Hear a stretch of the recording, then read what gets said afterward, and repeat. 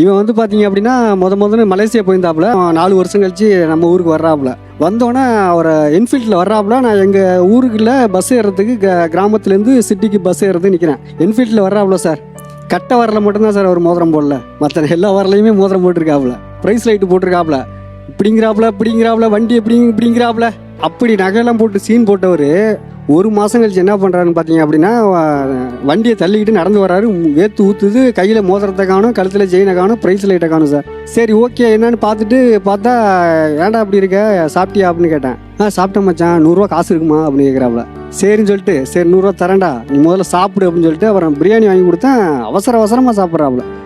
பாவம் 3 வேளையும் சாப்பிடாம கிடந்திருப்பாப்புல போல. என்ன பிரச்சனைன்னு சொல்லுங்க சார். நான் வரும்போது எல்லாம் நகைலாம் சொன்ன மாதிரி வந்து நகைலாம் போட்டுருந்தேன் சார். அப்பா உடம்பு சரியாயிட்டு சார்.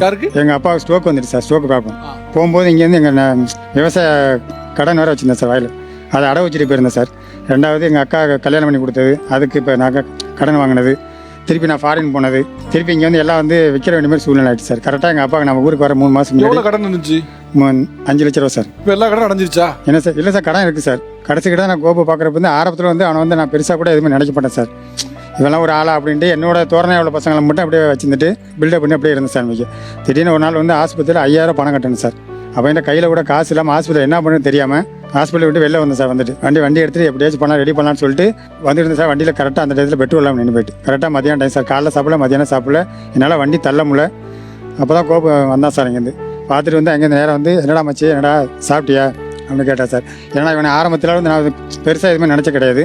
எனக்கு என்ன சொல்லுதுன்னே தெரியல சார். நமக்கு என்னை பார்த்துட்டு வாடா மச்சி அப்படின்னு கூப்பிட்டு சார் உடனே போய் ஃபஸ்ட்டு சாப்பிட்றான்னு சொல்லிட்டு பிரியாணி வாங்கி கொடுத்தா சார். டக்குன்னு சாப்பிட்டுட்டேன். எனக்கு இருந்த பசியில் சாப்பிட்டுட்டேன். 2வது வந்து எனக்கு பெட்ரோல் காசு கொடுத்து 3200 பணம் கொடுத்தா சார். ஆஸ்பத்திரி 5000 ஆஸ்பத்திரியில் கட்டணும். 3200 பணம் கொடுத்துட்டு திருப்பி மறுபடியும் நீ போடா மச்சி, நான் வந்து உனக்கு ரெடி பண்ணுறேன் திரும்பி சொல்லிட்டு மறுபடியும் போய்ட்டு நான் போகிறதுக்குள்ளே ஜிபே பண்ணிட்டேன் சார். ஜிபே பண்ணிட்டு திருப்பி ஹாஸ்பிட்டலில் வந்துட்டு என் கூட இருந்துட்டு எனக்கு வந்து இவனை ஆரம்பத்தில் நான் பெருசாக நினைக்கல சார். அந்த அன்றைக்கி கடவுள் மாரி நான் ஐயா இருக்கேன். நான் வந்து கையில் அவ்வளோ மோதிரம் போட்டிருந்தேன். அவ்வளோ ஜாலியாக நீங்கள் சொல்கிற மாரி அப்படி இருந்தேன் சார். திடீர்னு எல்லாத்தையும் விற்க வேண்டிய சூழ்நிலை ஆகிட்டு இப்போ சர்க்கிளில் இருந்தவங்க ஃபாரின் இருந்தவங்க எல்லாருமே கால் பண்ணிக்கிட்டு யாருமே ஹெல்ப் பண்ண மாட்டேன்னு சொல்லிட்டாங்க. அவனை நான் ஒரு பொருட்டாக கூட நினைக்க மாட்டேன். என்னை தேடி வருவான் சார். ஆனால் அந்த இடத்துல வந்து எனக்கு ஹெல்ப் பண்ண எனக்கு வந்து கடவுள் மாதிரி என்ன சொல்கிறேனே தெரியல சார் எனக்கு. இப்போ கூட பாண்டிச்சேரியில் வந்து ஒரு தள்ளுவண்டி கடை, இட்லி கடை போட போகிறேன் சார். அதில் அவனை கூப்பிட்டுக்கலான்னு இருக்கேன் சார். அவனுக்கு ஒரு சம்பளத்தை போட்டு அவனை வச்சுக்கலாம், கூடவே வச்சுக்கலாம் அப்படின்ட்டு இருக்கேன் சார். உயிருக்குயிரான நண்பனை என்னைக்கு விட்டு கொடுக்க மாட்டேன். சிறப்பு.